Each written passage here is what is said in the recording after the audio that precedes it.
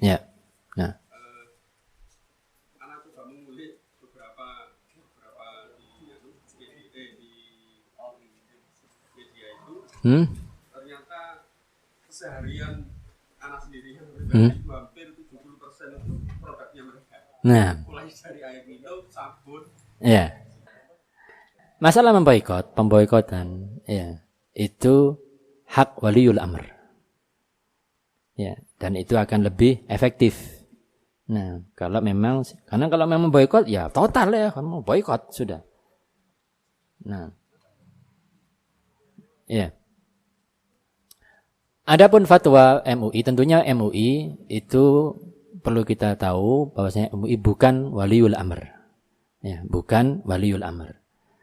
Fatwa MUI bisa saja kita terapkan, bisa kita laksanakan, bisa saja tidak. Terkhusus kalau fatwa MUI itu adalah suara pemerintah juga, didukung oleh pemerintah, atau MUI berfatwa atas permintaan pemerintah. Maka ketika itu berarti apa? Fatwa MUI itulah suara atau merupakan keinginan dari pemerintah. Saat itu kita laksanakan. Bukan karena MUI-nya, tapi karena apa? Pemerintahnya. Ya. Karena MUI itu kalau di negara kita kategorinya kategori ormas, ya, seperti ormas, sehingga itu bukan waliul amr kita, tidak mengikat kita. Yang mengikat kita adalah pemerintah. Itu. Termasuk yang pernah kita alami di hari-hari Covid. Ya, berapa banyak fatwa MUI yang kita terapkan bukan karena MUI-nya, tapi karena itulah fatwa yang diminta oleh pemerintah atau pemerintah mendukung fatwa itu. Nah, seperti itu. Nah, dari dua hal ini berarti fatwa MUI sekarang ini apakah memang itu suara pemerintah ataukah tidak?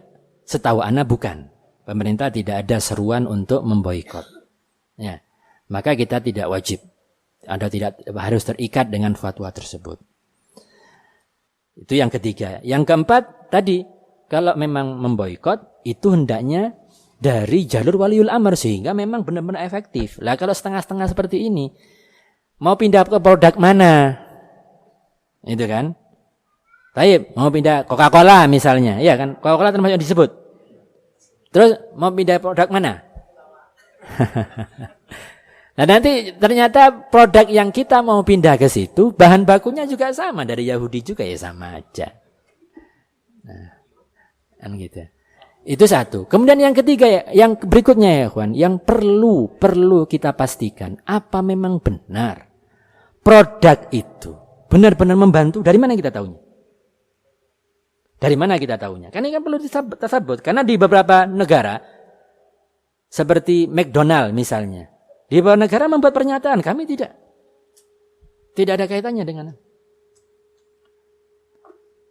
Memang ada, tapi itu cabang lain. Artinya memang bukan dari perusahaan itu semuanya seperti itu. Bisa jadi itu. Mungkin ada, tapi cabang tertentu saja. Nah, itu. Sehingga kalau masalah ini memang apa?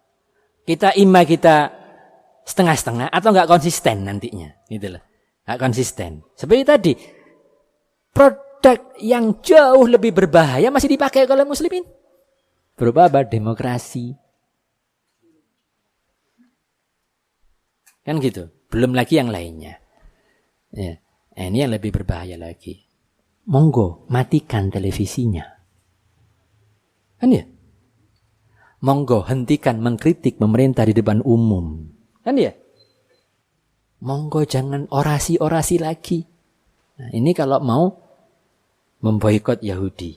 Nah, itu. Sehingga itu jawabannya. Nah, kita tidak terikat dengan tersebut. Allahu a'lam bishawab. Kecuali jika memang ada seruan umum dari pemerintah, maka kita laksanakan seruan tersebut sebagai bentuk ketaatan kepada pemerintah kita. Fala kuliah ya ikhwan, terlepas kita mau melaksanakan kunut nazilah atau tidak, kita jangan lupa ya pada diri kita masing-masing mendoakan saudara kita. Walaupun tidak dalam bentuk kunut nazilah, doakan ya ikhwan. Untuk du'afaul muslimin ya di tengah-tengah mereka, dan supaya Allah berikan hidayah kepada Hamas dan yang lainnya. Ya, kepada pihak-pihak yang punya kepentingan-kepentingan yang tidak jelas di negara-negara tersebut. Ya, Ikhwanul Muslimin dan yang lainnya. Barakallahu fikum. Semoga Allah berikan hidayah, semoga Allah luruskan kondisi mereka, dan semoga Allah lepaskan kaum muslimin dari makar-makar jahat tersebut. Barakallahu fikum. Ila huna subhanakallahumma wa bihamdika asyhadu an la ilaha illa anta astaghfiruka wa atubu ilaik.